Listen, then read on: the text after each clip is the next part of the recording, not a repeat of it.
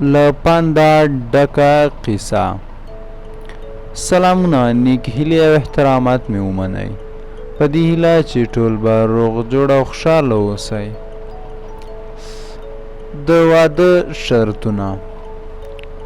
یوې ډېرې ښکلې نجلۍ غوښتل چې واده وکړي، خو هغې داسې ځوان غوښته چې ډېر تقواداره او پرهیزګاره وي.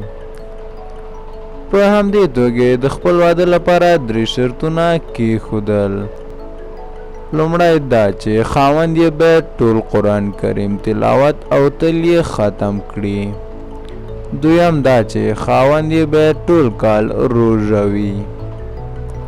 دریم دا چې خاوند یې باید ټوله شپه عبادت وکړي او تل د شپې لخوا ویښ پاتې شي. هر ځوان چې وکولای شو دا شرطونه پوره کړي او یا هم له دې شرطونو سره سم عمل وکړي نو له هغه سره به واده وکړي. نجلۍ ډېره ښکلې وه او ډېر خلک ورته په مرکه راتلل، مګر هغوی پوهېدل چې نشي کولی دا شرطونه پر ځای کړي.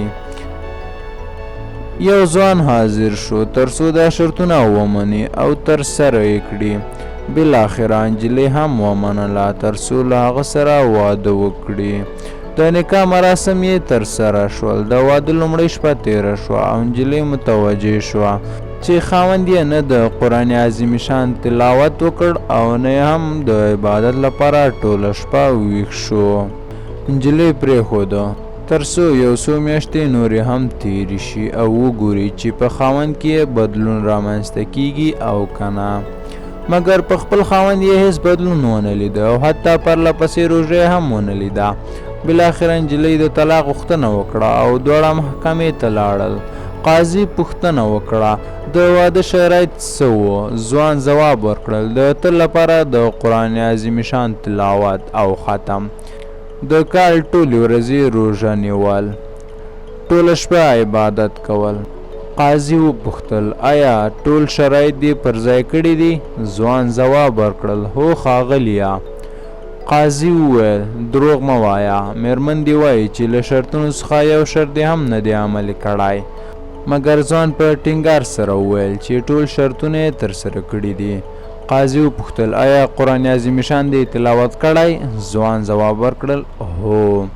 قاضي په تعجب سره وپوښتل څنګه او څه ډول؟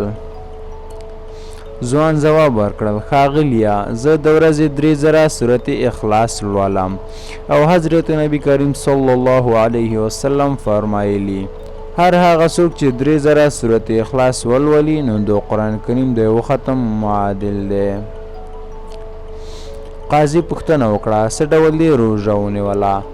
ځوان ځواب ورکړل ښاغلیه ما د رمضان له میاشتې وروسته د شوال 6 ورځې روژه ونیوله او حضرت رسول اکرم صلی الله علیه وسلم فرمایلی څوک چې د رمضان میاشت او د شوال میاشتې 6 ورځې روژه ونیسي نو داسې ده لکه ټول کال یې چې روژه نیولې وي. قاضي وغوښتل تر څو خپله درستۍ پوښتنه له ځوان څخه وپوښتي او ښه پوهېده چې دې پوښتنې ته به یې ځواب ونه لري. قاضي وویل آیا ټوله شپه دې عبادت کاوه؟